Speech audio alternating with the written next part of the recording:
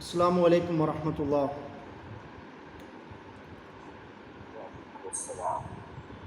North Indian മുസ്ലിം ഡൈനാസ്റ്റികളുടെ ചരിത്രം എന്ന കോഴ്സാണ്, അതിൻ്റെ ഉള്ള തുടക്കമാണിത്. ആ ഒരു വിഷയത്തിലേക്ക് കടക്കുന്നതിന് മുമ്പ് ഇന്ത്യൻ സബ് കോണ്ടിനെൻറ്റിലെ മുസ്ലിം ചരിത്രത്തിൻ്റെ ഒരാമുഖവും കൂടി നമ്മൾക്ക് അറിയേണ്ടതുണ്ട്. നോർത്ത് ഇന്ത്യൻ മുസ്ലിം ഡൈനാസ്റ്റി എന്ന് പറയുമ്പോൾ നോർത്ത് ഇന്ത്യ എന്നൊരു ലോകത്തെ കുറിച്ചിട്ടാണെന്ന് നമുക്കറിയാം. അത് കേരളവും സൗത്ത് ഇന്ത്യൻ പ്രദേശങ്ങളും ഒഴിവാക്കി നിർത്തിയാൽ ബാക്കി ഉള്ള പ്രദേശങ്ങൾ, അത് യു പി അടക്കമുള്ള, ഇവിടുന്ന് ഗുജറാത്തിൽ നിന്ന് തുടങ്ങി അങ്ങോട്ട് നീങ്ങി കാശ്മീരും അടക്കമുള്ള പ്രദേശങ്ങളെയൊക്കെ വിശാലമായൊരു ലോകത്തെക്കുറിച്ചിട്ടാണ് നമ്മൾ പൊതുവെ നോർത്ത് ഇന്ത്യ എന്ന് പറയുക. അവിടുത്തെ ആ ഭാഗങ്ങളിലെല്ലാം നൂറ്റാണ്ടുകളായി, ഏകദേശം 1000-ൻ്റെ അടുത്ത് തുടങ്ങി പിന്നീട് 1900-ങ്ങൾക്ക് പകുതിയിലധികവും വരെയും പല ഭാഗങ്ങളിലായി മുസ്ലിങ്ങൾ പല ഘട്ടങ്ങളിലായും ഭരിച്ചത് നമുക്ക് കാണാം ചരിത്രത്തിൽ. ഞാൻ നേരത്തെ പറഞ്ഞതുപോലെ ഈ വിഷയത്തിലേക്ക് കയറുന്നതിന് മുമ്പ് ഇന്ത്യൻ സബ് കോണ്ടിനെൻറ്റിലെ ഇസ്ലാമിൻ്റെ ചരിത്രത്തിൻ്റെ ഒരു ആമുഖവും കൂടി നമുക്കറിയേണ്ടതുണ്ട്. നമ്മൾ പൊതുവേ മലയാളികൾ എന്ന നിലയിൽ തന്നെ ഇന്ത്യൻ സബ് കോണ്ടിനെൻറ്റിൻ്റെ മുസ്ലിം സാന്നിധ്യത്തെക്കുറിച്ച് സംസാരിക്കുമ്പോൾ നമ്മുടെ മനസ്സിലേക്ക് ആദ്യം വരുന്നത്, നമ്മുടെ പഠനങ്ങളിലുമെല്ലാം ആദ്യം ഉണ്ടാവുന്നത് മാലിക് ദിനാറിൻ്റെയും കൂട്ടരുടെയും ഒരു വരവോട് കൂടിയിട്ടാണ്. അതായത് മുസ്ലിം ഭരണത്തിൻ്റെ ചരിത്രങ്ങളെല്ലാം സൈനിക നീക്കങ്ങളിലൂടെയായിട്ടാണ് ഇന്ത്യൻ സബ് കോണ്ടിനെൻറ്റിൽ ഉണ്ടായതെങ്കിൽ പോലും ഇന്ത്യയിലേക്കുള്ള മുസ്ലിങ്ങളുടെ വരവ് യാത്രാ സംഘമായിക്കൊണ്ട്, അത് കച്ചവടമായിക്കൊള്ളട്ടെ അല്ലെങ്കിൽ പ്രബോധനമായിക്കൊള്ളട്ടെ, പല രീതികളിലൂടെ ആ ഒരു സൈനിക നീക്കം അല്ലാതെ തന്നെ ഇന്ത്യൻ മുസ്ലിങ്ങൾ ഇന്ത്യയിലേക്ക് യാത്ര തിരിച്ചിട്ടുണ്ട്, ഇവിടെ എത്തിയിട്ടുണ്ട് എന്നുള്ളതാണ് നമുക്ക് കാണുവാൻ കഴിയുന്നത്. ചരിത്രത്തിൽ ധാരാളം തെളിവുകളുണ്ട്. ഇന്ത്യൻ ചരിത്രം പറയുന്ന, പ്രത്യേകിച്ച് സൗത്ത് ഇന്ത്യയുടെ ചരിത്രം, സൗത്ത് ഇന്ത്യൻ മുസ്ലിം ചരിത്രം പറയുന്ന എല്ലാ ചരിത്രകാരന്മാരും, പ്രത്യേകിച്ച് സബാൾട്ടേൺ ചരിത്ര രചന നിർവഹിച്ച ആൾക്കാരെല്ലാം ഇന്ത്യയിലെ ഇസ്ലാമിൻ്റെ ചരിത്രത്തിൻ്റെ തുടക്കം കേരളത്തിൻ്റെ ചരിത്രത്തിലൂടെയാണെന്ന് എഴുതി വെക്കുന്നത് കാണാം. അതിൽ പ്രത്യേകിച്ച് സംശയമൊന്നുമില്ല. എന്ന് മാത്രമല്ല, ഇന്ത്യൻ മഹാസമുദ്ര തീരങ്ങൾ, പ്രത്യേകിച്ച് സൗത്ത് ഈസ്റ്റ് ഏഷ്യൻ ഭാഗത്തിലേക്കുമുള്ള ഇസ്ലാമിൻ്റെ വരവ് പോലും കേരളത്തിൻ്റെ അതേ ഘട്ടത്തിൽ തന്നെയാണെന്ന് സയ്യിദ് ഫരീദ് അത്താസിനെ പോലുള്ള പ്രധാനപ്പെട്ട പണ്ഡിതന്മാരും ഹിസ്റ്റോറിയന്മാരും എല്ലാം എഴുതി വെച്ചതും നമുക്ക് കാണാം. അപ്പം അതിനുശേഷമാണ് പിന്നീട് ഇന്ത്യയിലെ ഒരു മുസ്ലിം ചലനമെന്നത് പ്രത്യേകിച്ച് സൈനിക ചലനമായി രേഖപ്പെടുത്തപ്പെട്ടിട്ടുള്ളത്. സാധാരണ പറയുന്നത് മുഹമ്മദ് ബിൻ ഖാസിമിൻ്റെ 711 AD 711 സൈനിക നീക്കമായിട്ടാണ്. എന്നാൽ അതിനു മുമ്പ് തന്നെ ഇന്ത്യയിൽ ഉമർ റളിയല്ലാഹുവിൻ്റെ കാലഘട്ടത്തിൽ, ഉമർ ബിൻ ഖത്താബ്, രണ്ടാം ഖലീഫ ഉമർ ബിൻ ഖത്താബിൻ്റെ കാലത്ത് തന്നെ ഇന്ത്യൻ സബ് കോണ്ടിനെൻറ്റിലേക്ക്, പ്രത്യേകിച്ച് താനെ ഭാഗത്ത്, ബോംബെയിലെ താനെ ഭാഗത്തേക്ക് ഒരു സൈനിക പര്യടനം ഉണ്ടായി എന്ന് പ്രധാന ചരിത്ര പണ്ഡിതനായിരുന്ന ഖാലിദ് അഹമ്മദ് നിയാസി അദ്ദേഹത്തിൻ്റെ early Arab contacts in south Asia എന്ന ഒരു പേപ്പറിൽ അദ്ദേഹം അത് പറയുന്നുണ്ട്. മുൻകാല രചനകളുടെ തന്നെ റെഫറൻസ് ഉപയോഗിച്ചുകൊണ്ടാണ് അത് പറയുന്നത്. ബഹ്റൈനിലുണ്ടായിരുന്ന ഗവർണറുടെ ആജ്ഞാപ്രകാരം ഒരു സൈനിക നീക്കം ബോംബെ ധാനെ ഭാഗത്തേക്ക് ഉണ്ടായെങ്കിലും അത് പരാജയപ്പെടുകയാണ് ഉണ്ടായത് എന്നുള്ള ഒരു പരാമർശമാണ് നമുക്ക് കാണുവാൻ കഴിയുന്നത്. അതിനുശേഷം പിന്നീട് ഇന്ത്യയിലേക്കുള്ള ചരിത്ര സാന്നിധ്യം, മുസ്ലിങ്ങളുടെ ചരിത്ര സാന്നിധ്യം നമുക്കറിയാവുന്നതുപോലെ ഉമയ്യ ഖിലാഫത്തിൻ്റെ കാലഘട്ടത്തിലെ വലീദ് ഒന്നാമൻ്റെ കാലഘട്ടത്തിലാണ് മുഹമ്മദ് ബിൻ ഖാസിമിൻ്റെ സൈനിക പര്യടനം ഉണ്ടാവുന്നത്. അതുപോലും നമ്മൾ മനസ്സിലാക്കേണ്ട ഒരു കാര്യം, മുഹമ്മദ് ബിൻ ഖാസിം പോലും ഇന്ത്യയിലേക്ക് സൈനിക പര്യടനമായി എത്തുന്നത് അതൊരു ഡിഫെൻസീവ് അറ്റാക്കിൻ്റെ ഭാഗമായിരുന്നു എന്ന് ചരിത്രത്തിൽ വളരെ വ്യക്തമായി തന്നെ എഴുതപ്പെട്ട കാര്യമാണ്. അറബ് ചരിത്രകാരന്മാരും ആ ഒരു കാലഘട്ടത്തിലെ അതിനുശേഷം പിന്നീട് ചരിത്രം എഴുതിയ രചയിതാക്കൾ പോലും മുഹമ്മദ് ബിൻ ഖാസിമിൻ്റെ വരവിനെ വ്യക്തമായി രേഖപ്പെടുത്തി വെച്ചിട്ടുണ്ട്. അതിൽ പ്രധാനമായും തന്നെ സിന്ധ് നദീതീരത്തെ ഭാഗത്തുള്ള കടൽ കൊള്ളക്കാർ ഇന്ത്യയിൽ നിന്നും ശ്രീലങ്ക വഴി ഇന്ത്യയിൽ നിന്ന് തിരിച്ചു പോയിക്കൊണ്ടിരുന്ന ഹജ്ജ് യാത്രക്കാരായ ആൾക്കാരെ പിടിച്ചു വെക്കുകയും അവരെ കൊള്ളയടിക്കുകയും ചിലരെ അടിമകളാക്കുകയും ചെയ്ത പശ്ചാത്തലത്തിൽ അന്ന് ബസ്രയുടെ ഗവർണറായിരുന്ന ഹജ്ജാജ് ബിൻ യൂസുഫ്, അദ്ദേഹത്തിൻ്റെ തന്നെ അനന്തരവനായിരുന്ന മുഹമ്മദ് ബിൻ ഖാസിമിനെ ഈ ഭാഗത്തേക്ക് അയക്കുക, ആദ്യം ഒരു സൈന്യത്തേക്ക് അയക്കുകയും അത് പരാജയപ്പെടുകയും പിന്നീട് മുഹമ്മദ് ഖാസിമിനെ അയച്ചുകൊണ്ട് ആ ഭാഗം സിന്ധടക്കമുള്ള പെഷ്വാർ ചില ഭാഗങ്ങളൊക്കെ കീഴടക്കുകയും മൻസൂറ എന്ന് പറയുന്ന ഒരു സിറ്റി സ്ഥാപിക്കുകയും 2 വർഷക്കാലം അദ്ദേഹം അവിടെ ഭരിക്കുകയും ചെയ്യുന്നു എന്നുള്ള ഒരു ചരിത്രം നമുക്ക് കാണാം. ആ 711 മുതൽ ഏകദേശം ഹിഷാം ബിൻ അബ്ദുൽ മലിക്കിൻ്റെ കാലഘട്ടം 743 വരെയുള്ള കാലഘട്ടം വരെയെങ്കിലും ഇന്ത്യയിലെ ആ സിന്ധ്, മൻസൂറ, പെഷവാർ ആ ഭാഗത്ത് കേന്ദ്രീകരിച്ചുകൊണ്ട് ഒരു ഉമയ്യ ഗവർണറേറ്റ് നിലനിന്നതായി നമുക്ക് അറബി ചരിത്രരചനകളിലും ഇന്ത്യയുടെ തന്നെ മുസ്ലിം ചരിത്രരചനകളിലും കാണാം.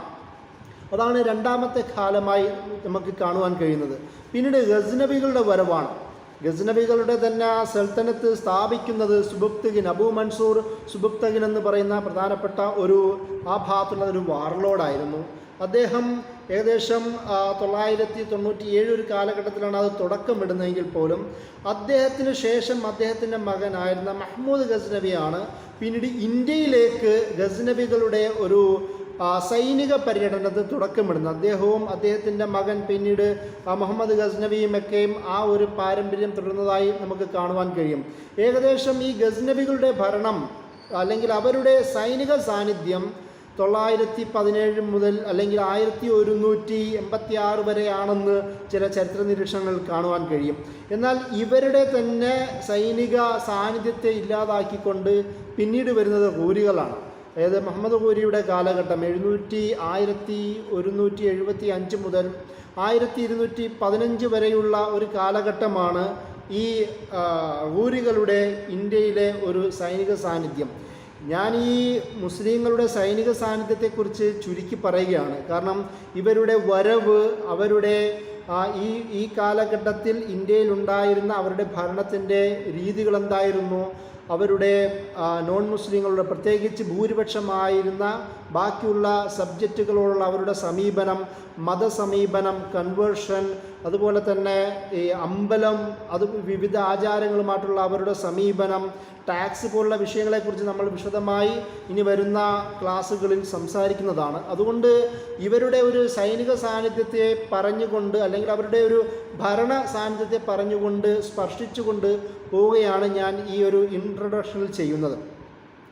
ആ മുഹമ്മദ് ഗൂരിയുടെ വരവും അവരുടെ ഇവിടെ നിലനിൽപ്പും പ്രത്യേകിച്ച് രാജ്പുത്ത് വംശജരായിരുന്ന അല്ലെങ്കിൽ ഗോത്രവർഗക്കാരായിരുന്ന അവരോടും ചൗഹാൻ രാജവംശത്തോടുമുള്ള ഇവരുടെ ഏറ്റുമുട്ടലൊക്കെയും വളരെ പ്രമുഖമായ ചരിത്രരേഖകളാണ്. ആ ഒരു ഭാഗത്താണ് ഇവരുടെ തന്നെ മിലിറ്ററി ജനറലായിരുന്ന ഖുത്ബുദ്ദീൻ ഐബക്കിനെ അധികാരമേൽപ്പിക്കുകയും ഇവർ ഈ ഡൽഹിയിൽ നിന്ന് ഭാഗത്തുനിന്ന് അധികാരം ഒഴിഞ്ഞു മാറുകയും ചെയ്യുന്നത്. ഖുത്ബുദ്ദീൻ ഐബക്കാണ് 1193 ഡൽഹി പിടിച്ചടക്കുന്നത്. അദ്ദേഹം അവിടെ ഊരികളുടെ വൈസ്രോയിയായി, ഒരു നോമിനിയായി, വൈസ്രോയിയായി ആദ്യം അവിടെ ഉണ്ടാവുകയും പിന്നീട് സ്വതന്ത്രമായിരുന്ന ഒരു ഭരണം 1206 കൂടി ഖുത്ബുദ്ദീൻ ഐബക്ക് ഡൽഹിയിൽ ഭരണം തുടങ്ങുന്നുണ്ട്. അതിനൊരു കാരണം, നേരത്തെ മുഹമ്മദ് ഗൂരിയുടെ മരണത്തോടു കൂടി ഡൽഹി, അതുപോലെ തന്നെ ബംഗാൾ, ഗസ്ന, മുൾത്താൻ അടക്കമുള്ള ഗൂരികൾ ഭരിച്ചിരുന്ന പ്രധാന ഭാഗങ്ങളിലെല്ലാം മുഹമ്മദ് ഗൂരിയുടെ ഒരു മർഡറാണ്, അസാസിനേഷനാണ് എന്നൊക്കെ ചരിത്ര നിരീക്ഷണങ്ങൾ കാണാം. അദ്ദേഹത്തിൻ്റെ ഈ അകാല വിയോഗത്തോടുകൂടി അദ്ദേഹത്തിൻ്റെ കീഴിലുണ്ടായിരുന്ന പ്രദേശങ്ങൾ വിവിധ മുസ്ലിം ജനറലേഴ്സിൻ്റെ കയ്യിലേക്ക് അധികാരം മാറുകയും ഇവർ സ്വതന്ത്രരായി ഭരിക്കാൻ തുടങ്ങുകയും ചെയ്യുന്നുണ്ട്. അത് 1206 ഖുത്ബുദ്ദീൻ ഐബക്ക് അദ്ദേഹം ഇവിടെ ഡൽഹിയെ സ്വതന്ത്ര ഭരണാധികാരിയായ സുൽത്താനായി മാറുന്നു. ബഖ്തിയാർ ഖൽജി അദ്ദേഹം ബംഗാൾ കേന്ദ്രീകരിച്ച് മറ്റൊരു സ്വതന്ത്ര ഭരണാധികാരിയായി മാറുന്നു. അദ്ദേഹത്തിൻ്റെ അധികാരമുണ്ടായിരുന്ന ഗസ്നയിൽ താജുദ്ദീൻ ഇൽദീസ് അവിടെ ഗസ്നയുടെ റൂളറായി മാറുന്നു. അതുപോലെ തന്നെ നാസിറുദ്ദീൻ ഖബാച്ച മുൾത്താൻ കേന്ദ്രീകരിച്ചിട്ടുള്ള ആ ഭാഗങ്ങളിൽ അദ്ദേഹവും സ്വതന്ത്ര ഭരണാധികാരിയായി മാറുന്നു. അങ്ങനെ ഈ ഒരു 1300കളുടെ തുടക്കം തന്നെ 13ാം നൂറ്റാണ്ടിൻ്റെ തുടക്കം തന്നെ, അതായത് 1200കളുടെ തുടക്കം തന്നെ വിവിധ മുസ്ലിം ഡൈനാസ്റ്റികൾ ഇന്ത്യയുടെയും സെൻട്രൽ ഏഷ്യയുടെയും വിവിധ ഭാഗങ്ങളിൽ തുടക്കമിടുന്നതായും നമുക്ക് കാണാം. അത് ഈ ഊരികളുടെ പതനത്തോട് കൂടിയിട്ടാണ് അത് സംഭവിക്കുന്നത്. ഇത് ഖുതുബുദ്ദീൻ ഐബക്ക് അദ്ദേഹം ഒരു അടിമയായിരുന്നുവെന്നും പിന്നീട് ജനറലായി ഉയർന്നുവെന്നും ലോകത്തിൻ്റെ വിവിധ ഭാഗങ്ങളിൽ, പ്രത്യേകിച്ച് നോർത്ത് ആഫ്രിക്ക അടക്കമുള്ള വിവിധ ഭാഗങ്ങളിൽ മംലൂക്ക് ഡൈനാസ്റ്റികൾ രൂപപ്പെടുന്ന, അടിമ രാജവംശം രൂപപ്പെടുന്ന ഒരു പ്രത്യേക സാമൂഹിക പരിതസ്ഥിതി മുസ്ലിങ്ങൾക്കിടയിൽ വരുന്നു.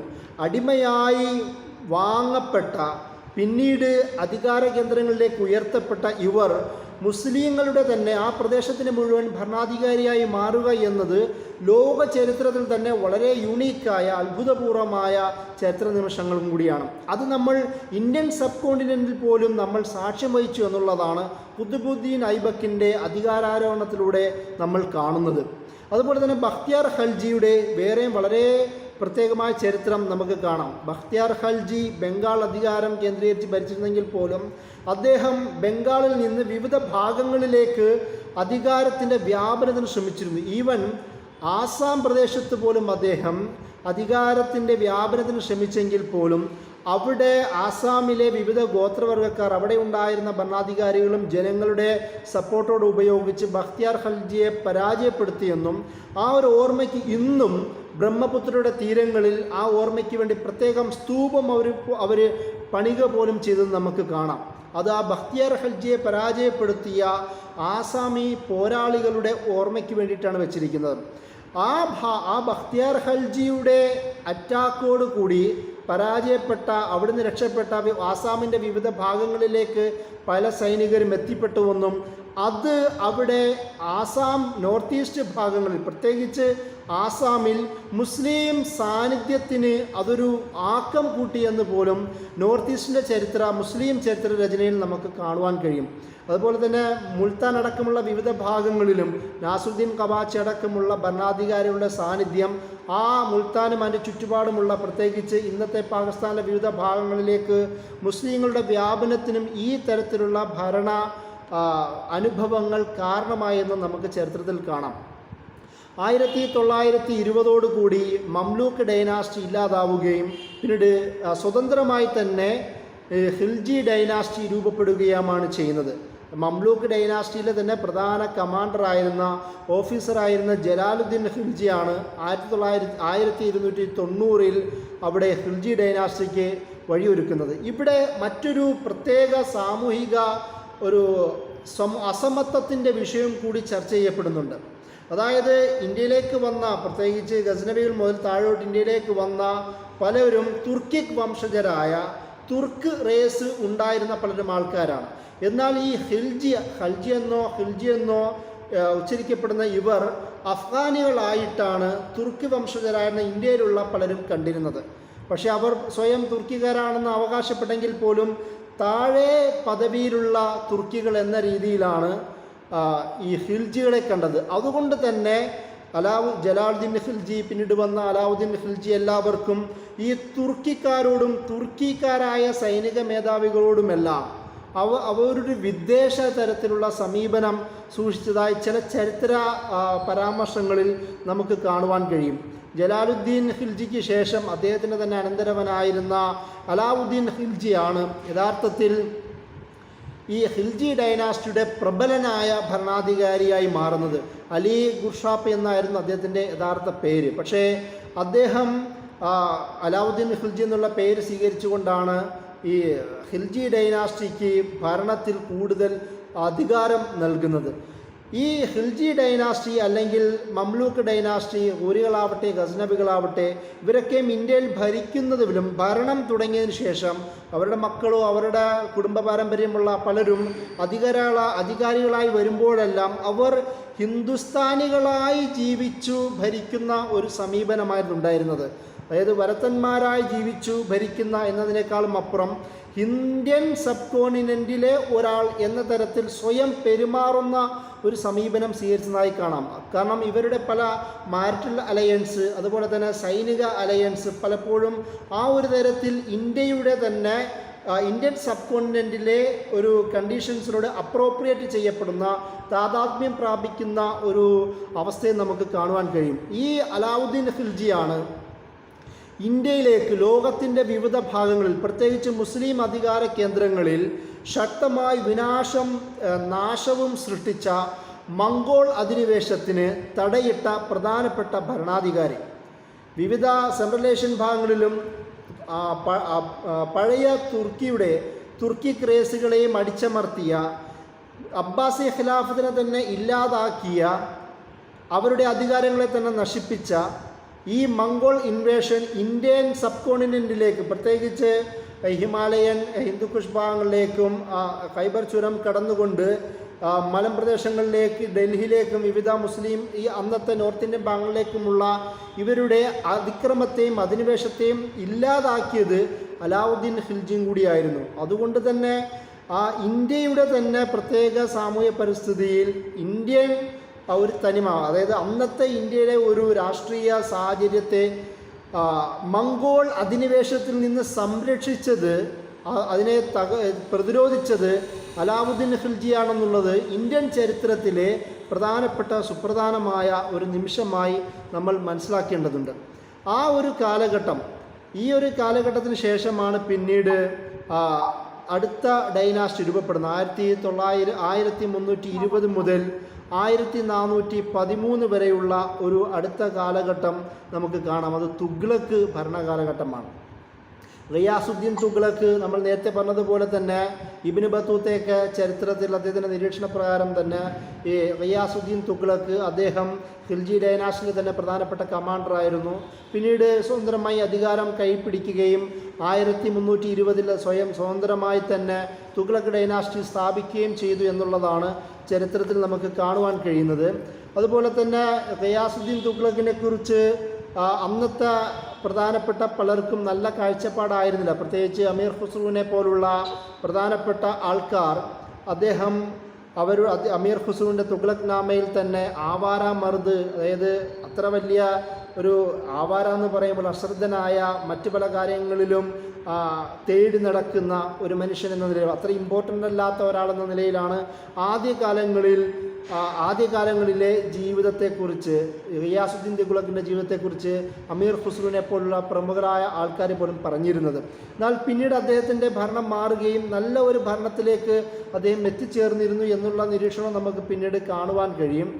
ഈ ഒരു കാലഘട്ടത്തിന് ശേഷം തുഗ്ലക്കുമാരുടെ, ഗിയാസുദ്ദീൻ തുഗ്ലക്ക്, മുഹമ്മദ് തുഗ്ലക്ക്, ഫിറോസ് ഷാ അടക്കമുള്ള വിവിധ ഭരണാധികാരികൾ ഡൽഹി കേന്ദ്രീകരിച്ചും അതിൻ്റെ ചുറ്റുപാടുമുള്ള ഭാഗങ്ങളിലും മുസ്ലിം ഭരണസ്ഥാപനത്തിന് ഒരുപാട് വഴിയൊരുക്കുകയും അതുപോലെ തന്നെ ഇന്ത്യയിലേക്ക് പണ്ഡിതന്മാരുടെ വരവിനും ഇന്ത്യൻ സബ് കോണ്ടിനെൻറ്റിൻ്റെ ഭരണ രീതികളെ തന്നെ മാറ്റുന്ന തരത്തിലുള്ള രാഷ്ട്രീയ സമീപനം സ്വീകരിച്ചതും തുഗ്ലക്ക് കാലഘട്ടത്തിലാണ്.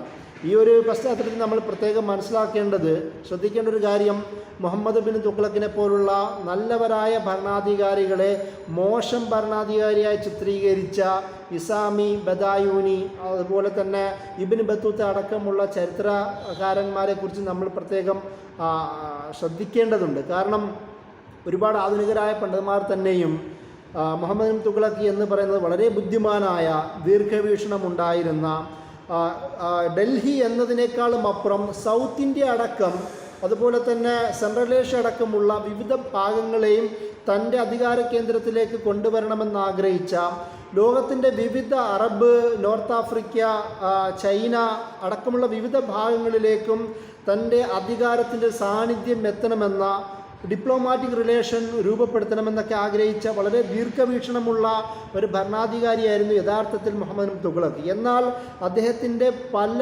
പരിഷ്കാരങ്ങളെയും അദ്ദേഹത്തിൻ്റെ സ്വന്തമായി രൂപീകരിച്ച ചിന്തകളെയും നടപ്പിലാക്കുവാൻ അദ്ദേഹത്തിൻ്റെ കൂടെ ഉണ്ടായിരുന്ന ബ്യൂറോക്രസിക്കോ അഡ്മിനിസ്ട്രേറ്റ് പൊസിഷൻ ഉണ്ടായിരുന്ന പലർക്കും കഴിഞ്ഞില്ല എന്നതാണ് അദ്ദേഹത്തെ പിന്നീട് അതൊരു ബ്ലണ്ടർ എന്ന നിലയിൽ ചിത്രീകരിക്കപ്പെടുവാൻ കാരണമായത്. യഥാർത്ഥത്തിൽ ആ പദം തന്നെ പഗലാ തുർക്ക് എന്നാണ് ഇബ്നു ബത്തൂത്ത ഉപയോഗിച്ചിരുന്നത്.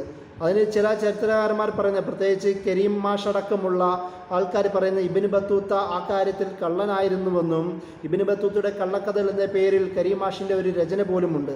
അതിൽ മുഹമ്മദ് ബിൻ തുഗ്ലക്കിൻ്റെ വ്യക്തിത്വത്തെ തേജോവധം ചെയ്യുന്നതിൽ ഈ ഇബ്നു ബത്തൂത്ത പ്രധാന കാരണക്കാരനായിരുന്നു എന്നാണ് പറയുന്നത്. ഇബ്നു ബത്തൂത്തയുടെ റിഹിലയിൽ ഈ പരാമർശം ഉണ്ടായതോടുകൂടി പിന്നീട് വന്ന എല്ലാ ചരിത്ര പഠിതാക്കൾക്കും ഗവേഷകർക്കും ചരിത്രകാരന്മാർക്കും ഇബ്നു ബത്തൂത്തയുടെ ഈ നിരീക്ഷണം ഒരു അടിസ്ഥാനമായി മാറുകയും അതിലൂടെ മുഹമ്മദ് തുഗ്ലക്കിനെ ഒരു വില്ലനായോ അല്ലെങ്കിൽ മണ്ടനായോ ചിത്രീകരിക്കുന്ന തുഗ്ലക്കിയൻ റിഫോം എന്ന് വിളിക്കപ്പെടുന്ന ഒരു പരിഹാസ പദം രൂപപ്പെടാനും കാരണമായി എന്ന് കരീം മാഷ് അദ്ദേഹത്തിൻ്റെ രചനയിൽ പറയുന്നുണ്ട്.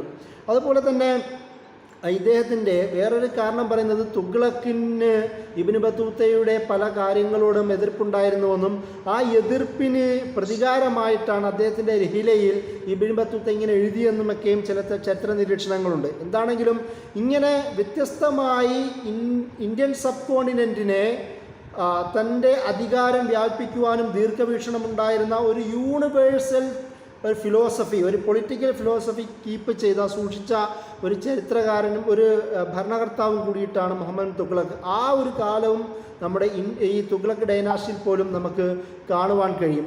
അതിനുശേഷം തുഗ്ലക്കിയൻ കാലഘട്ടത്തിന് ശേഷം 1410 അവരുടെ ഒരു സാമൂഹിക അരക്ഷിതാവസ്ഥയും രാഷ്ട്രീയ അരക്ഷിതാവസ്ഥയും ഉണ്ടാവുകയും കുടുംബകലഹങ്ങളും അതിർത്തി കലഹങ്ങളും ഉണ്ടാവുകയും അതിനെയൊക്കെ ഇല്ലാതാക്കിക്കൊണ്ട് പിന്നീട് വരുന്നത് സയ്യിദ് ഡൈനാസ്റ്റിയാണ്.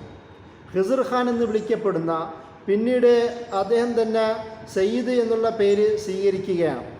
അതായത് ഇന്ത്യയിലെ മുസ്ലിം ഭരണ ചരിത്രത്തിൽ അഹ്ലു ബൈത്ത് ഫാമിലിയിലെ ഒരാൾ അധികാരത്തിലേക്ക് വരുന്നത് പോലും നമുക്ക് കാണുവാൻ കഴിഞ്ഞു എന്നുള്ളതാണ് ഇന്ത്യയിലെ നോർത്ത് ഇന്ത്യൻ മുസ്ലിം ചരിത്രത്തിൻ്റെ ഒരു പ്രധാനപ്പെട്ട പ്രത്യേകത. അതിന് പ്രധാനമായി കാരണമാവുന്നത് 1398 അവസാനത്തിൽ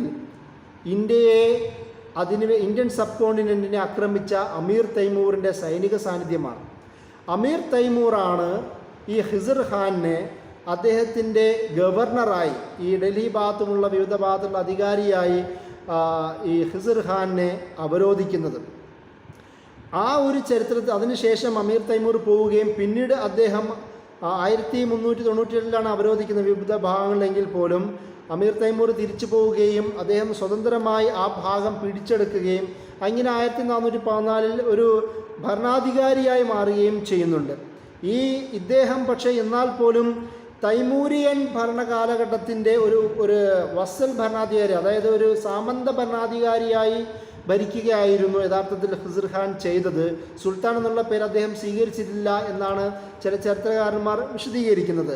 പിന്നീട് അദ്ദേഹത്തിൻ്റെ മക്കളാണ് സയ്യിദ് ഡൈനാസ്റ്റി എന്നത് സുൽത്താൻ എന്നുള്ള പദം ഉപയോഗിക്കുന്നത്. ഞാൻ പറഞ്ഞു വരുന്നത് സയ്യിദ് ഡൈനാസ്റ്റിയുടെ ഒരു പ്രത്യേകത, അഹ്ലു ബൈത്തിൻ്റെ ചരിത്രം നമുക്കറിയാം. ഇന്ത്യയിൽ പലപ്പോഴും പ്രബോധകരായിട്ടോ കച്ചവടക്കാരായിട്ടോ ആലിമോ അല്ലെങ്കിൽ രാഷ്ട്രീയ നേതാക്കന്മാരോ ആയിട്ടാണ് ഇന്ത്യൻ സബ് കോണ്ടിനെൻറ്റിലെ അല്ലെങ്കിൽ ലോകത്തെവിടെയും നമുക്ക് അഹ്ലു ബൈത്തിൻ്റെ ചരിത്രം കാണുവാൻ കഴിയുന്നത്. എന്നാൽ ഒരു ഇന്ത്യൻ സബ് കോണ്ടിനെൻറ്റിൽ, പ്രത്യേകിച്ച് നോർത്ത് ഇന്ത്യയിൽ ഒരു ഭരണം രൂപപ്പെടുത്തുന്നതിൽ അഹ്ലു ബൈത്തിന് ഒരു പ്രത്യേക റോളുണ്ട് എന്നത് സയ്യിദ് ഡൈനാസ്റ്റിയിലൂടെ നമുക്ക് കാണുവാൻ കഴിയും. ചില ചരിത്ര പണ്ഡിതന്മാർ സയ്യിദ് ബന്ധത്തെ ചോദ്യം ചെയ്യുന്നെങ്കിൽ പോലും ബഹുഭൂരിപക്ഷം പണ്ഡിതന്മാരും ആ ഒരു പദവി അംഗീകരിച്ചു കൊടുക്കുന്നതായിട്ടാണ് നമുക്ക് കാണുവാൻ കഴിയുന്നത്.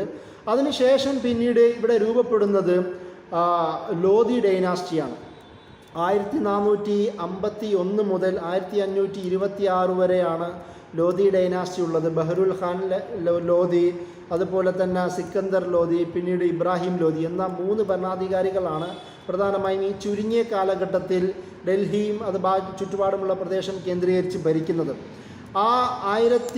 അതിനുശേഷം 1526 പാനിപ്പത്ത് യുദ്ധത്തിലൂടെ ഇബ്രാഹിം ലോധിയെ പരാജയപ്പെടുത്തിക്കൊണ്ട് പിന്നീട് ബാബർ അധികാരത്തിലേറുകയും അത് 1857 വരെയുള്ള ഒരു നീണ്ട കാലത്തെ മുഗൾ ഡൈനാസ്റ്റിയുടെ ചരിത്രമായി മാറുകയും ചെയ്യുന്നുണ്ട്. ഇതിൻ്റെ ഇടക്കാലഘട്ടത്തിൽ ഷേർഷാ സൂരി ഹുമയൂണിനെ പരാജയപ്പെടുത്തിക്കൊണ്ട് 1838 അധികാരത്തിൽ വരികയും 1556 വരെ അദ്ദേഹത്തിൻ്റെ മക്കൾ അവിടെ ഭരിക്കുകയും ചെയ്യുന്നത് നമുക്ക് കാണുവാൻ കഴിയും. ഈ ഇടക്കാലഘട്ടത്തിലെ ഭരണകാലഘട്ടം അത് ഷേർഷാ സൂരിയുടെ പ്രത്യേകിച്ച് ഇന്ത്യയിലെ തന്നെ വിവിധ പുതിയ പുരോഗമന നീക്കങ്ങൾക്ക് കാരണമായിട്ടുണ്ട്.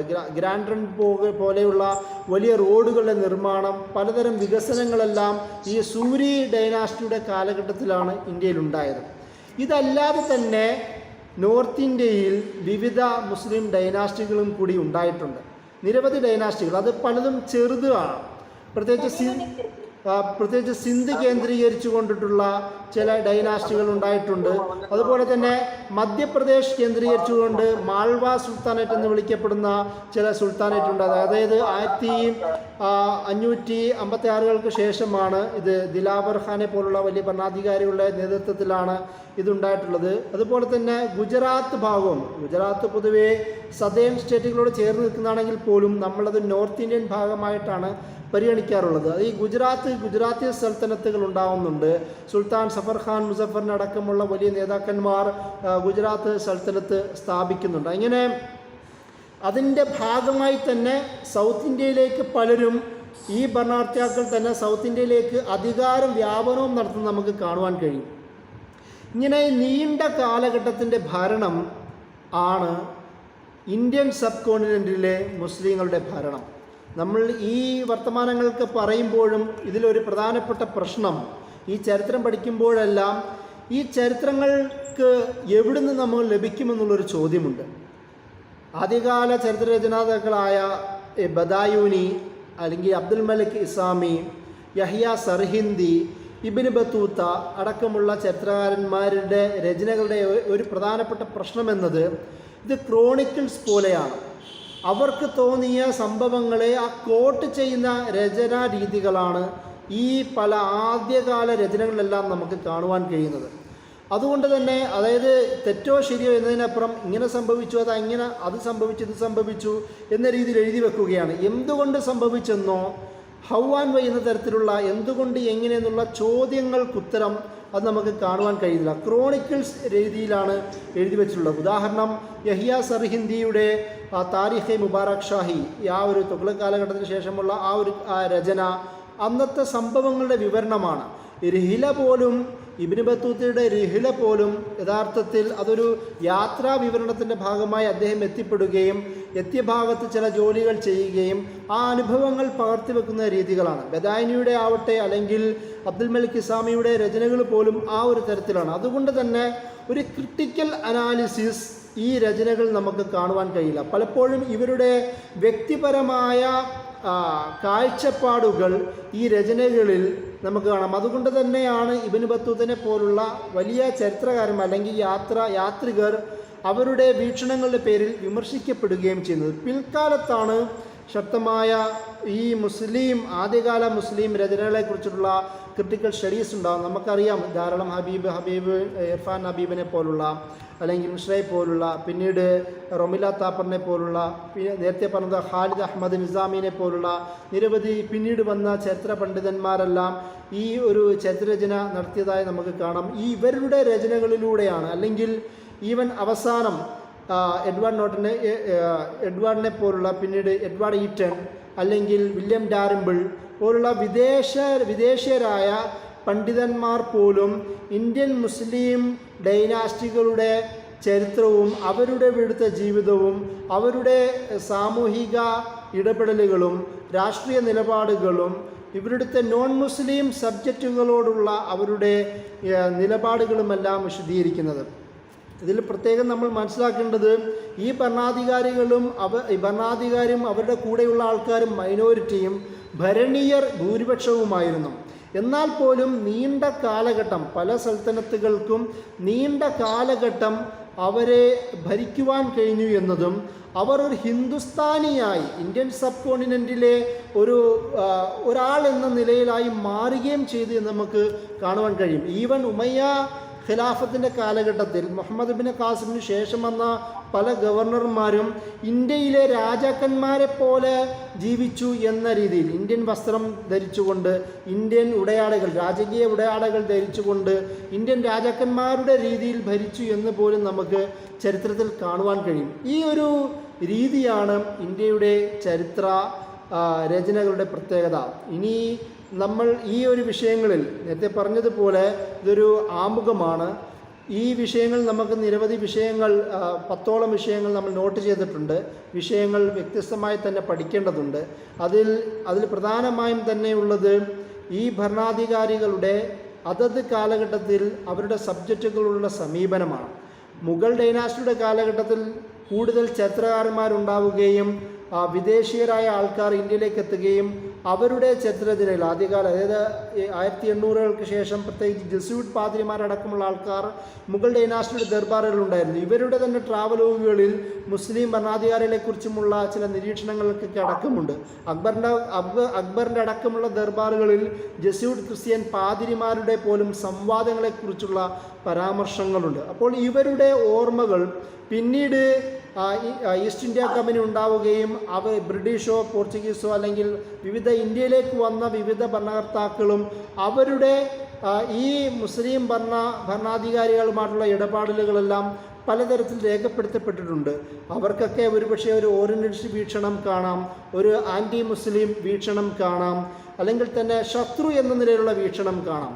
പലപ്പോഴും നമ്മൾ നോർത്ത് ഇന്ത്യയുടെയോ അല്ലെങ്കിൽ സൗത്ത് ഇന്ത്യയുടെയോ കോസ്റ്റൽ ഏരിയയെക്കുറിച്ചുള്ള പഠനങ്ങളിൽ ഈ പ്രത്യേകിച്ച് മുസ്ലിം നാവിക സൈന്യത്തിൻ്റെ സാന്നിധ്യത്തെ വിദേശീയരായ ആൾക്കാർ എതിർത്തുവെന്നും അതുകൊണ്ട് തന്നെ ഈ ഭാഗത്തെ മുസ്ലിം നാവിക, പ്രത്യേകിച്ച് മരക്കാരടക്കമുള്ള ആൾക്കാർ നോർത്ത് ആഫ്രിക്കയുള്ള പ്രദേശങ്ങളുമായും ശക്തമായ ബന്ധം സൂക്ഷിച്ചുവെന്നും ഈ മുസ്ലിം ഡൈനാസ്റ്റികളുടെ സഹായത്തോടു കൂടി അവിടെയൊക്കെ അധികാരം നിലനിർത്താൻ ശ്രമിച്ചു എന്നൊക്കെ ചില ചരിത്ര നിരീക്ഷണങ്ങളുണ്ട്. അതുകൊണ്ട് തന്നെ ഈ സമുദ്രതീരങ്ങളെ എല്ലാം മുസ്ലിം ലേക്ക് എന്ന തരത്തിലാണ് പല യൂറോപ്യൻ യാത്രികരും കണ്ടിരുന്നത്. ആ പദം കൊടുക്കുന്നതിൽ ഒരു ഇസ്ലാമോഫോബിയ ഉണ്ട്. കാരണം മുസ്ലിങ്ങളുടെ ആധിപത്യത്തെ ഇല്ലാതാക്കുക എന്നത് അത് ക്രൂസേഡ് വാറിൽ നിന്ന് തുടങ്ങി കൊളംബസിൻ്റെയും അതുപോലെ തന്നെ വാസ്കോഡിഗാമയുടെ യാത്രകളിലെല്ലാം പ്രധാനപ്പെട്ട ലക്ഷ്യമായിരുന്നു.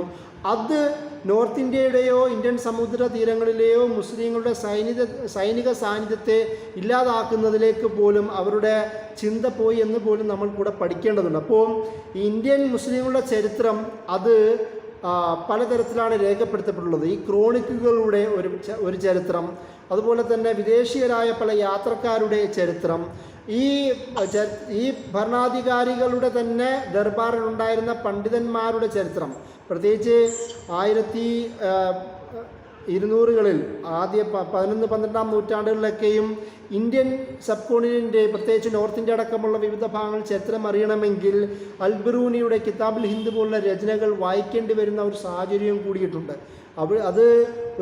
അദ്ദേഹം ഒരു ഭരണകർത്താക്കളുടെ ചരിത്രത്തിനേക്കാളും അപ്പുറം അൽബിറൂനി ഇന്ത്യയുടെ സാമൂഹിക ചരിത്രത്തെക്കുറിച്ചും ഇവിടുത്തെ വിവിധ വിഭാഗങ്ങളുടെ ചരിത്രത്തെക്കുറിച്ചുമെല്ലാമാണ് പരാമർശം. അതുകൊണ്ട് തന്നെയാണ് അൽബിറൂനിനെ ഇൻഡോളജിയുടെ പിതാവ് എന്ന് പോലും അറിയപ്പെടുന്നത്. അപ്പോൾ ഞാൻ പറഞ്ഞു വരുന്നത് വിവിധ തരത്തിലുള്ള ചരിത്രരചനകളാണ് നടന്നിട്ടുള്ളത്.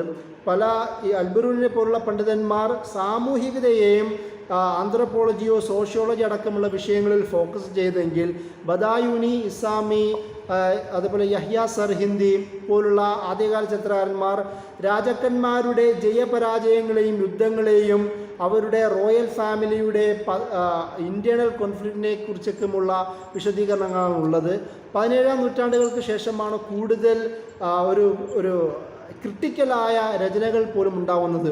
ഭരണകർത്താക്കളോട് ഒട്ടി നിൽക്കുന്ന ദർബാരി പണ്ഡിതന്മാർക്ക് വിപരീതമായി ഭരണകർത്താക്കളെ വിമർശിക്കുന്ന പണ്ഡിതന്മാർ പോലും ഉണ്ടാവുന്നത് ഈ 17-ാം നൂറ്റാണ്ടുകൾക്ക് ശേഷമാണ്. ഉദാഹരണം, ഷാവുല്ല ദഹ്ലവിയെ പോലുള്ള ആൾക്കാർ ഇന്ത്യയിൽ പ്രത്യേകിച്ച് ഡൽഹി കേന്ദ്രീകരിച്ച് പ്രവർത്തനം നടത്തുകയും മുഗൾ ഡൈനാസ്റ്റിയെ സംരക്ഷിക്കുന്നതിന് വേണ്ടി പുറത്ത് അഹമ്മദ് ഷാ ദുർറാനി അല്ലെങ്കിൽ അഹമ്മദ് ഷാ അബ്ദാലി എന്ന് പറയുന്ന ഭരണകർത്താക്കളെ പോലും വിളിച്ചു വരുത്തുകയും ചെയ്യുന്ന ഇന്ത്യൻ ഭരണകർത്താക്കളെ, പ്രത്യേകിച്ച് മുഗൾ ഡൈനാസ്റ്റിയിലെ ഡിപ്ലോമാറ്റ്സിനെയും നോബിൾസിനെയും ഭരണകർത്താക്കളെയും എല്ലാം ശക്തമായി വിമർശിക്കുന്ന തരത്തിലേക്കുള്ള പണ്ഡിത സമൂഹവും കൂടി രൂപപ്പെടുന്നത് പിൽക്കാലത്താണ് എന്നും കൂടി നമ്മൾ മനസ്സിലാക്കണം. അപ്പോൾ അവരുടെ രചനകളിൽ, അവരുടെ എഴുത്തുകളിൽ, മൽഫൂസാത്ത് മക്തൂബാത്ത് എന്നൊക്കെ അറിയപ്പെടുന്ന ഷാവുൽ ദഹ്ലവിയുടെ രചനകളിൽ പോലും ഭരണകർത്താക്കളുടെ വിമർശനങ്ങളുടെ പരാമർശവും കൂടി നമുക്ക് കാണുവാൻ കഴിയും.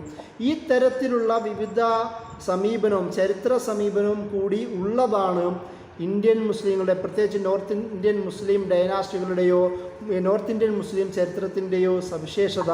ഇതെല്ലാം മുന്നിൽ വെച്ചുകൊണ്ടാണ് നമ്മൾ ഈ ഒരു സ്റ്റഡി സീരീസ് പഠിക്കേണ്ടത് എന്ന് പറഞ്ഞുകൊണ്ട് ഞാൻ എൻ്റെ വാക്കുകൾ അവസാനിപ്പിക്കുന്നു. അസ്സലാമു അലൈക്കും.